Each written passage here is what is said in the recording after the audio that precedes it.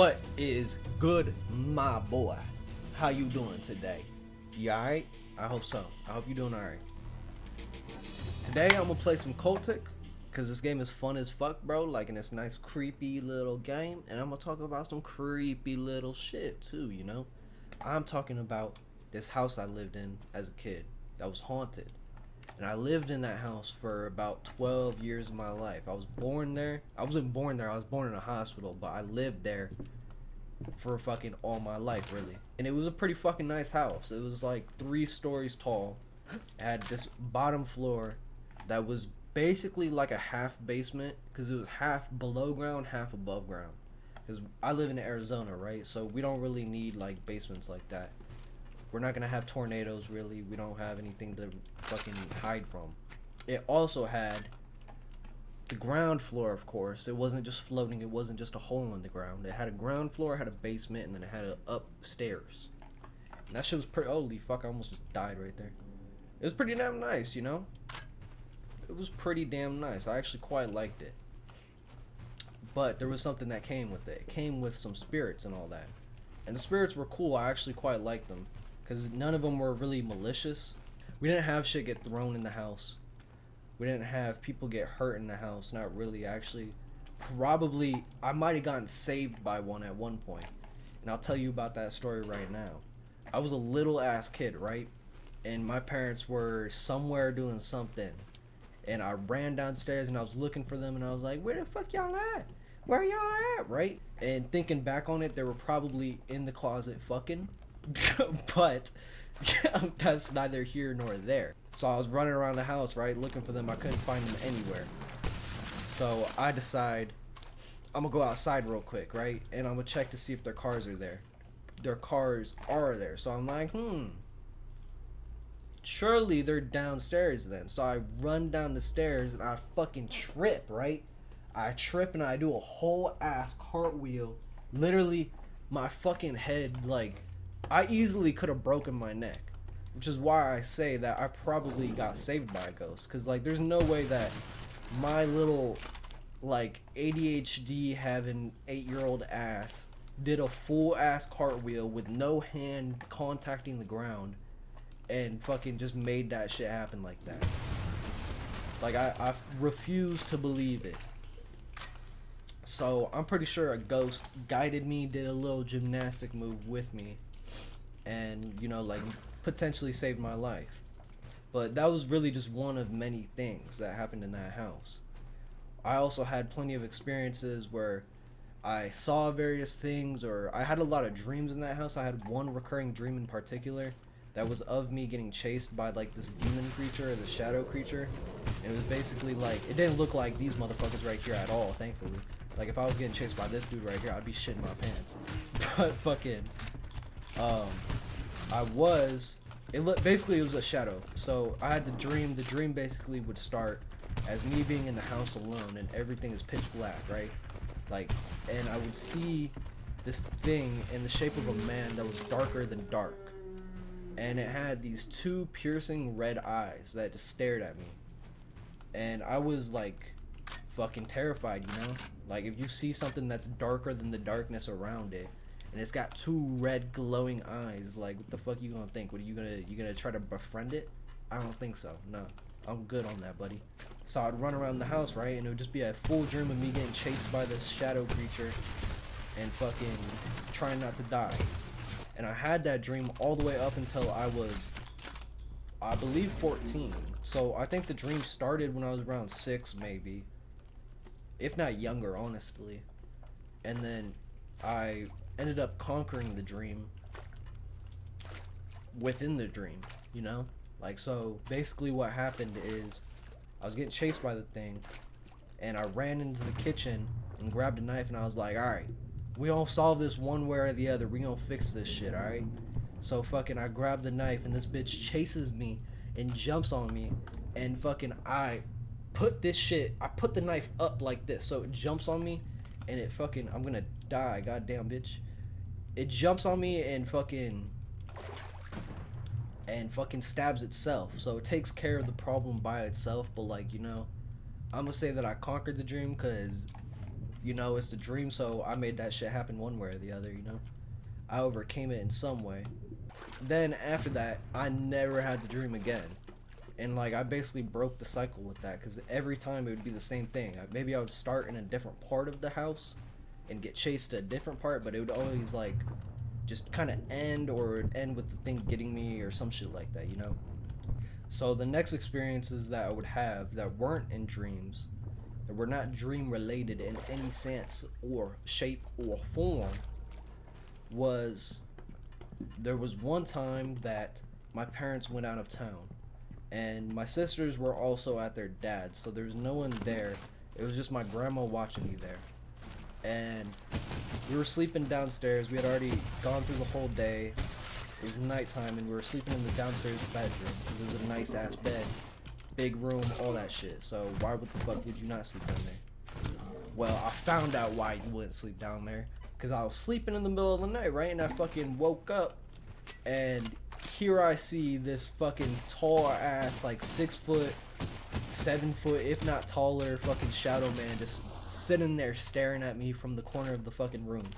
I'm like, surely this isn't real. I'm like 5, I'm like 6, so I'm young as hell, right? But I'd had enough experience with like ghosts and shit at that time to know that like, oh, if I blink my eyes it'll probably go away. So I blinked and shit, right? And that bitch did not go away. It kept fucking it fucking kept staring at me and shit, right? And you know, like I just sat there for like minutes on minutes just staring at this dude, you know? And I was laying there in bed and didn't really have any other option but to sit there and stare at it unless I'm gonna go confront it, which like I know damn well that you wouldn't, so like I'm not gonna. The fuck? But yeah, no, I just sat there and I stared at it until eventually I fell asleep. And then I woke up in the morning and I told my grandma about it and she was like, oh, that's weird. And then that was kind of it. Yeah.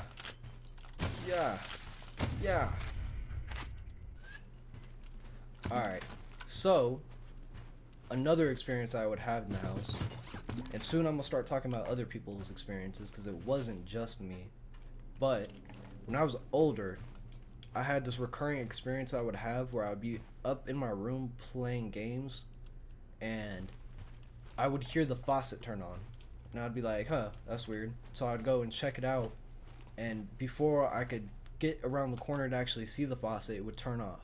So all I heard is the sound of the running water, right? And I was like, oh, that's weird. And I told my fucking parents about it.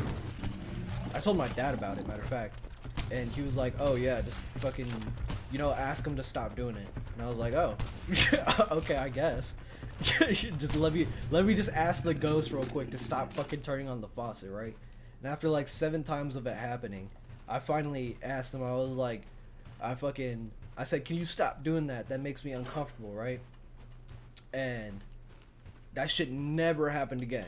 Like, it literally turned off and then never fucking happened again.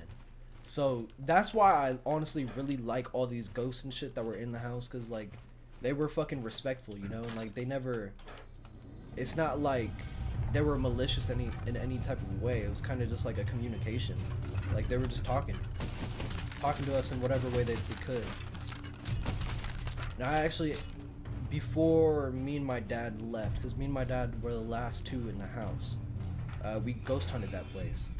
And fucking, we got some shit on recording, and we got a lot of pictures of orbs, but like, you know, orbs aren't really the most sound piece of evidence because it could really just be dust. We did get a couple audio. We got one for sure that's like fucking clear as day. We got a couple that are pretty fucking clear.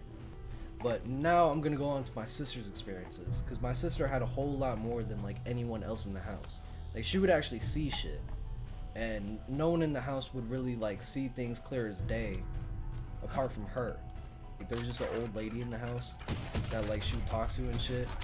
There was also like a little girl who was like to some degree documented to have actually been in the house, because we were told by the neighbors that 2 previous owners ago they had a little girl who lived there, who was their daughter obviously, and she was pretty damn sick, and they had like a medical bed in the room for her, like in the dining room, and I don't believe it's not documented that she died in the house, but she did die.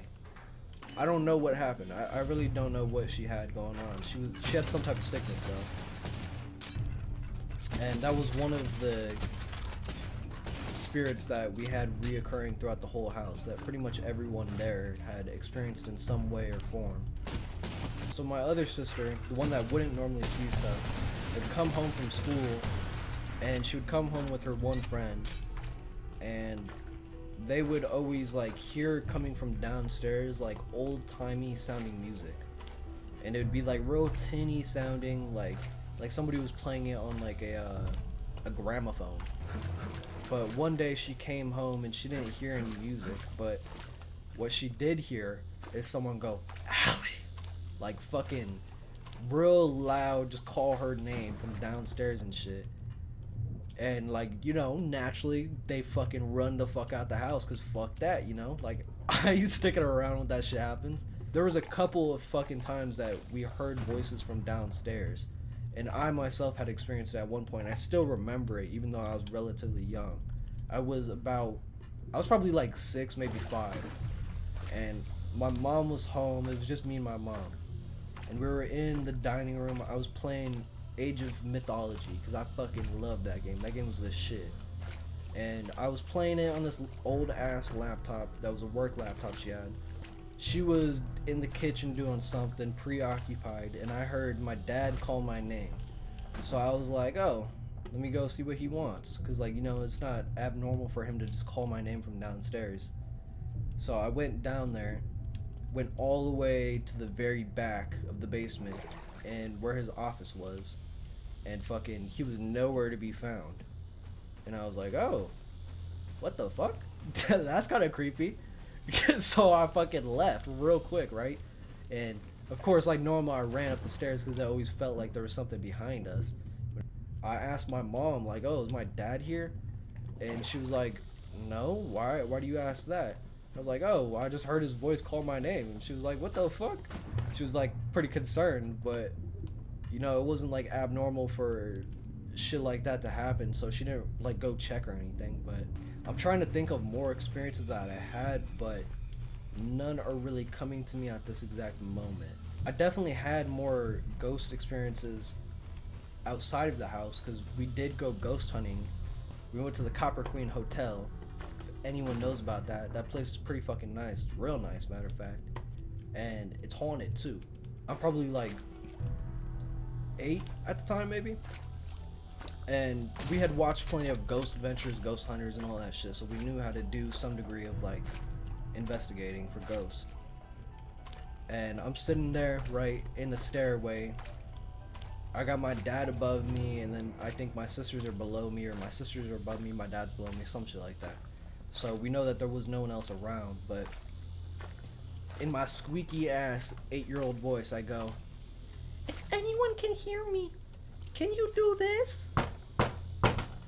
We don't hear anything at the time, but we go back and listen to the recording at some point, and fucking it goes, "If anyone can hear me, can you do this?" And then you hear, "Run!" Like fucking clear as day. That shit is wild. And it's wild because fucking like it's a pretty hefty knock, but like we didn't hear that shit at all at the time. So fucking there was something just chilling, probably like right fucking next to me, honestly, and I had no clue. There was this the story of a prostitute who had died within the hotel. I think she fell in love or something. I believe she fell in love with one of her clients, and then she ended up killing herself because she couldn't be with him, or something along those lines. But it's a pretty sad story, but I had like a connection to her for some reason. I actually don't remember like if I had a conversation with her or not, but I'm pretty sure we did get some type of EVP that I need to go back and listen to now, because we still haven't recorded. But I remember my mom talking about me having a connection to her. And you know, like it's kind of weird because I be liking prostitutes and shit now, you know. I have an attraction to strippers, not prostitutes, but strippers. Bro. But yeah, guys, on that note, I'm gonna call it an episode. This shit probably is like 20 minutes, 15 minutes. I hope y'all enjoy though. I'm trying to make it better. I'm trying to figure out what works, what doesn't. Being consistent with it and getting better at talking in general. Like, fucking, I'd really like to make this work, and I'd like to make this a thing. So, I hope y'all enjoy. I hope y'all have a good day. Fucking go get you some food. Go get you some motherfucking water, all that shit.